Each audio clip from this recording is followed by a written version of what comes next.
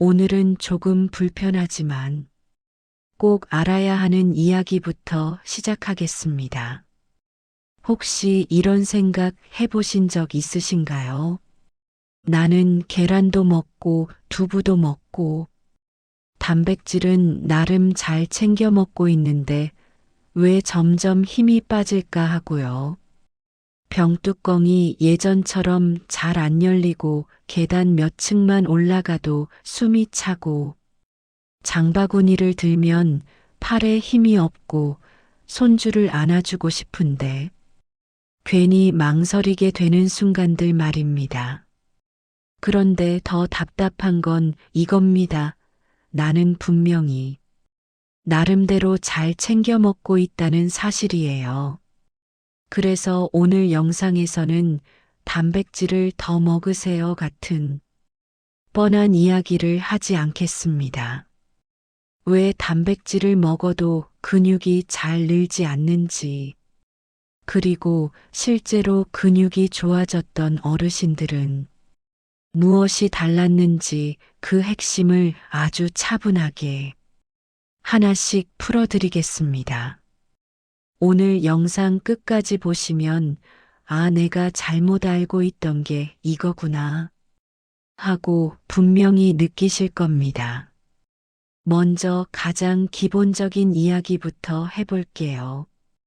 근육은 가만히 놔두면 유지되지 않습니다. 특히 예순을 넘기면서부터는 활동량이 줄고 식사량이 줄고 소화력도 예전 같지 않고 몸 전체의 반응 속도도 느려집니다. 그래서 특별히 아픈 데가 없어도 근육은 서서히 빠질 수 있습니다.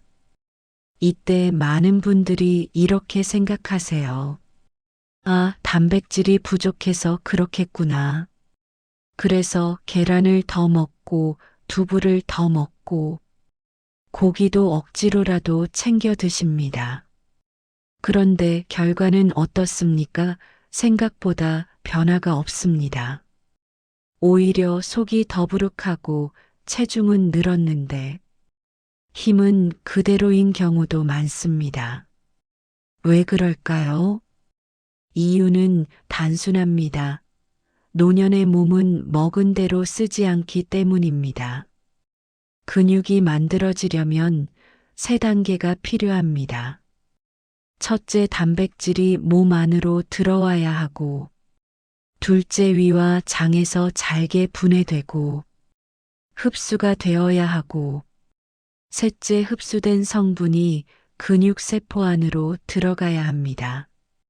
젊을 때는 이 과정이 비교적 자동으로 잘 돌아갑니다.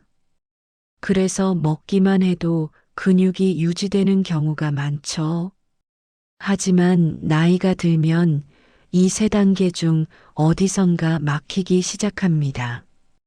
소화 효소가 줄고 위장 운동이 느려지고 근육세포의 반응성도 떨어집니다.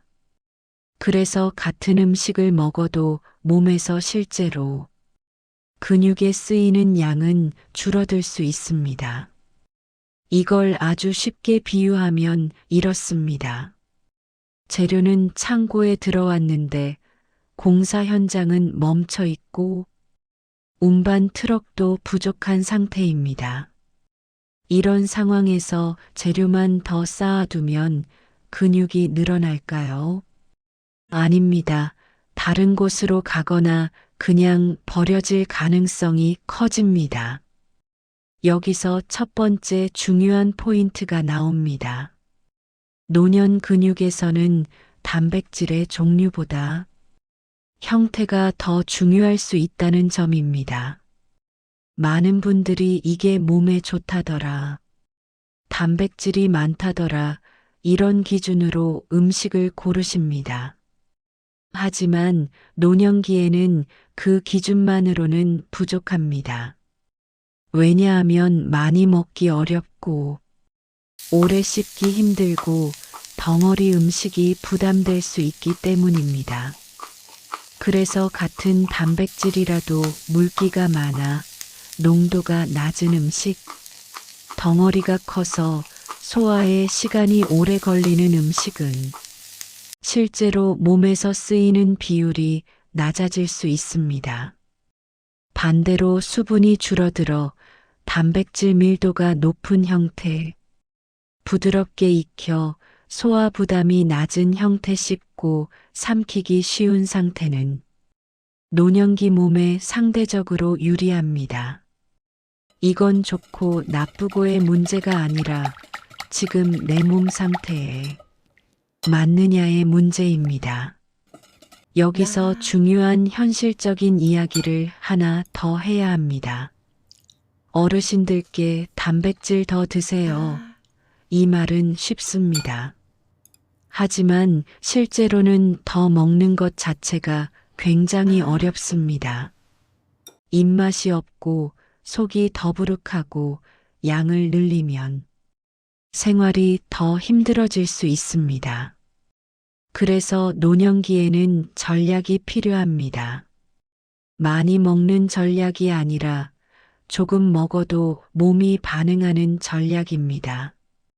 이 전략의 핵심은 단백질의 형태 조리 방식 그리고 섭취 타이밍입니다. 같은 양이라도 부드럽게 익혀서 따뜻한 상태로 공복 후나 활동 전후에 먹으면 몸의 반응은 달라질 수 있습니다. 자, 이제 두 번째 조건으로 넘어가겠습니다. 바로 비타민 D입니다. 비타민 D 하면 뼈 영양제라고만 생각하시는 분들이 많습니다. 맞습니다. 뼈에도 중요합니다만 거기서 끝이 아닙니다. 비타민 D는 근육세포가 단백질을 받아들이는 환경과도 깊이 관련되어 있습니다. 쉽게 말하면 근육이 지금 단백질을 써도 되는 상태인지 판단하는 데 관여한다고 보시면 됩니다. 이런 신호가 있다면 한 번쯤 점검해 볼 필요가 있습니다. 단백질을 챙기는데도 근력이 잘 늘지 않는다. 자주 피곤하다, 몸이 무겁다, 균형이 예전보다 불안하다. 햇빛을 거의 못 본다. 특히 노년기에는 피부에서 비타민 D를 만드는 능력 자체가 떨어질 수 있습니다. 그래서 예전과 같은 생활을 해도 비타민 D 상태는 달라질 수 있습니다. 상담을 하다 보면 이런 말씀을 많이 하십니다. 단백질을 먹으면 살만 찌는 느낌이에요. 배만 나오고 팔, 다리는 그대로예요.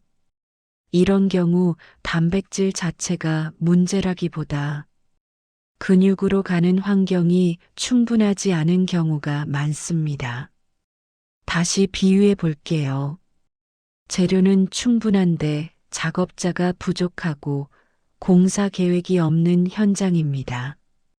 이런 상황에서는 아무리 좋은 재료를 가져와도 결과가 잘 나오기 어렵습니다. 이제 세 번째 조건으로 들어가기 전에 꼭 짚고 가야 할 오해가 있습니다. 근육 만들려면 밥은 줄이고 단백질만 많이 먹어야 한다. 이 생각입니다. 이 생각은 젊은 사람에게도 항상 맞는 말은 아니지만 노년기에는 특히 위험할 수 있습니다. 왜냐하면 노년기의 몸은 에너지 부족 상태에 훨씬 민감하기 때문입니다. 이 상태에서 밥을 지나치게 줄이면 몸은 이렇게 판단할 수 있습니다. 지금은 버티는 게 먼저다. 근육을 만들 여유는 없다. 그러면 단백질은 근육으로 가기보다 다른 방향으로 쓰이거나 아껴지게 됩니다. 그래서 이제 세 번째 조건이 나옵니다. 밥을 괜히 적으로 만들지 마세요. 이제부터는 특히 연어가 밥 부드러워요. 이야기를 조금 더 자세히 그래서 밥을 해보겠습니다. 너무 잘 드시니 정말 많은 기분이 분들이 좋네요. 밥은 밥을 살찌는 드시네요. 음식, 특히 연어가 부드러워요. 탄수화물은 밥을 줄여야 많이 할 드세요. 대상, 밥을 이렇게 너무 잘 드시니 너무 생각하십니다. 기분이 좋네요. 그리고 그래서 밥을 많이 근육을 드세요. 특히 만들고 연어가 싶다고 부드러워요. 하시면서도 많이 밥은 드세요. 일부러 밥을 너무 반 잘 공기만 드시니 너무 기분이 드시거나 좋네요. 아예 거의 드시지 않는 분들도 계십니다. 그런데 근육을 목표로 할 때 이 선택이 오히려 몸을 더 힘들게 만들 수 있습니다. 왜냐하면 근육은 단백질만으로 만들어지지 않기 때문입니다. 근육을 만드는 과정에는 에너지가 필요합니다. 그리고 그 에너지를 가장 효율적으로 공급하는 것이 바로 탄수화물입니다. 밥을 먹으면 몸은 에너지를 쓰기 위한 준비 상태로 들어갑니다. 이때 단백질이 함께 들어오면 몸은 이렇게 판단할 수 있습니다. 아, 지금 재료도 있고 에너지도 있으니까 근육을 만들어도 되겠구나. 하지만 밥이 너무 부족하면 몸은 다르게 판단할 수 있습니다. 지금 에너지가 부족하다. 일단 버티는 게 먼저다. 근육은 나중 문제다. 이렇게 되면 단백질은 근육 쪽으로 쓰이기보다 다른 방향으로 가거나 아껴두는 쪽으로 흐를 수 있습니다. 그래서 노년기에는 단백질만 강조한 식사가 오히려 근육에 불리하게 작용할 수 있습니다. 여기서 다시 한번 강조합니다. 제가 말씀드리는 건 밥을 많이 먹자는 뜻이 아닙니다. 중요한 건 적당히 그리고 단백질과 함께입니다. 단백질 없이 밥만 많으면 그건 근육 식사가 아닙니다. 반대로 밥 없이 단백질만 먹는 것도 근육 효율이 떨어질 수 있습니다. 그래서 오늘 영상에서 계속 반복해서 말씀드리는 핵심 조합은 이겁니다. 단백질 밥 그리고 비타민 D. 이 세 가지가 같이 움직일 때 근육은 훨씬 반응하기 쉬워집니다. 이제부터는 하루 식사를 어떻게 구성하면 좋을지 아주 현실적으로 말씀드릴게요. 먼저 아침입니다. 아침은 노년기 근육에서 가장 중요한 시간대 중 하나입니다. 밤새 공복 상태였다가 처음으로 영양이 들어오는 시간이기 때문에 몸이 비교적 영양을 받아들이기 쉬운 상태일 수 있습니다. 그런데 많은 어르신들이 아침을 아주 가볍게 드시거나 아예 거르시는 경우도 있습니다. 아침에 입맛이 없고 씹기 힘들고 귀찮기도 하니까요. 하지만 아침에 단백질이 완전히 빠지면 하루 전체가 계속 밀리기 쉽습니다.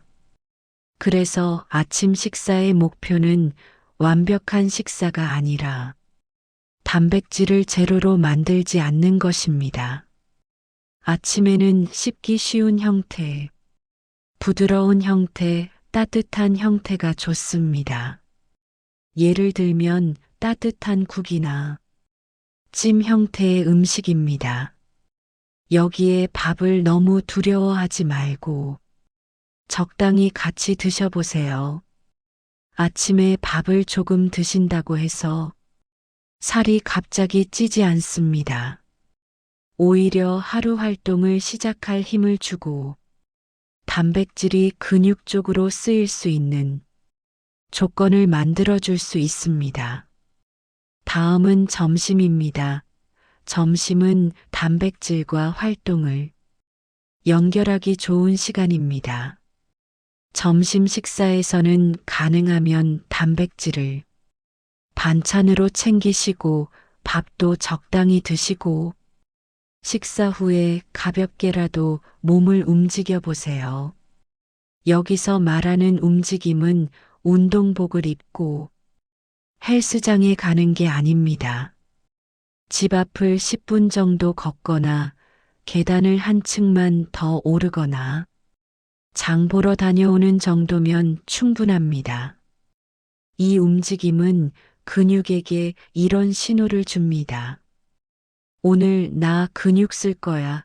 이 신호가 있어야 몸은 단백질을 근육 쪽으로 돌릴 이유를 갖게 됩니다. 다음은 저녁입니다. 저녁은 과식하면 부담이 되지만 단백질을 완전히 끊어버리면 그것도 좋지 않습니다. 그래서 저녁의 원칙은 이겁니다. 부담은 줄이고 끊기는 막는다입니다. 저녁에는 양을 줄이되 단백질을 아예 빼지 말고 밥도 소량이라도 같이 드시는 게 좋습니다. 씹기 힘든 날에는 부드러운 형태를 선택하시고 따뜻한 음식으로 위장 부담을 줄여주세요. 여기까지 정리해보면 하루 식사는 이렇게 흐릅니다. 아침 단백질을 제로로 만들지 않기. 점심 단백질과 활동 연결하기. 저녁 부담은 줄이되 단백질 흐름 끊지 않기. 이제 다시 비타민 D 이야기로 잠깐 돌아가겠습니다. 비타민 D는 무조건 보충제를 드셔야 한다는 이야기가 아닙니다. 가장 좋은 건 내 상태를 아는 것입니다. 햇빛을 거의 못 보고 실내 생활이 길고 근력 저하가 빠르게 느껴진다면 한 번쯤은 상태를 확인해 볼 필요가 있습니다. 생활로 할 수 있는 것부터 차근차근 해보세요. 밖에 나가서 햇빛을 잠깐 쐬는 것, 산책을 겸해서 팔과 얼굴을 자연스럽게 노출하는 것. 이것만으로도 도움이 될 수 있습니다.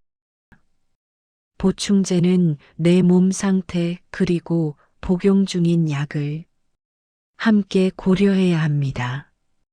특히 신장 질환이나 칼슘 관련 문제, 특정 약을 드시는 분들은 반드시 전문가와 상의가 필요합니다. 영양제는 많이 먹는 게 중요한 게 아니라 맞게 쓰는 게 중요합니다. 이제 마지막 퍼즐 운동 이야기를 해볼게요. 솔직하게 말씀드리면 식사만으로도 근육은 어느 정도 유지되거나 천천히 좋아질 수 있습니다. 하지만 이미 근육이 많이 빠진 상태라면 운동 신호가 함께 들어가는 게 훨씬 유리합니다. 여기서 다시 말씀드립니다. 시니어 운동은 젊은 사람 운동과 다릅니다. 땀 흘리고 숨 차게 하는 운동이 아니라 안전하게 작게 자주 하는 운동입니다. 집에서 할 수 있는 아주 기본적인 동작들만으로도 충분합니다. 의자에 앉았다가 천천히 일어나기, 벽이나 싱크대를 잡고 엉덩이를 살짝 뒤로 빼며 앉았다 일어나기, 서서 발 뒤꿈치를 들었다 내리기, 벽에 손을 대고 몸을 천천히 밀었다가 다시 돌아오기. 이 4가지 동작만 해도 근육에게는 충분한 사용 신호가 됩니다. 중요한 건 한 번에 오래 하는 게 아니라 하루에 2~3번 짧게 나눠서 하는 것입니다. 근육은 강도보다 빈도에 반응합니다. 자, 이제 오늘 이야기의 핵심을 정리해 보겠습니다. 근육이 좋아졌던 분들의 공통점은 의지가 특별해서가 아닙니다. 조건이 맞았던 겁니다. 첫째, 단백질은 종류보다 형태와 끼니 배분. 둘째, 비타민 D는 뼈만이 아니라 근육 환경, 셋째 밥은 적이 아니라 근육의 연료 단백질과 함께 적당히 그리고 여기에 가벼운 근력 운동이 더해졌을 때 몸은 훨씬 잘 반응합니다. 여러분, 나이는 숫자라는 말 저는 이렇게 바꿔서 말씀드리고 싶습니다. 근육이 있으면 나이는 숫자입니다. 근육이 있으면 계단이 달라지고 일상이 달라지고 자신감이 달라집니다. 오늘 영상에서 모든 걸 한 번에 바꾸려고 하지 마세요. 내일 아침부터 하나만 바꿔보세요. 아침 식사에서 단백질을 제로로 만들지 않기. 밥을 괜히 두려워하지 않기. 가능하면 의자에서 일어나기 5번만 해보기. 이렇게 시작해보세요. 이 영상은 건강정보 제공 목적이며 개인의 진단이나 치료를 대신하지 않습니다. 기저질환이 있거나 약을 드시는 분들은 반드시 주치의와 상의해 주세요. 영상이 도움되셨다면 구독과 좋아요 눌러주시고요.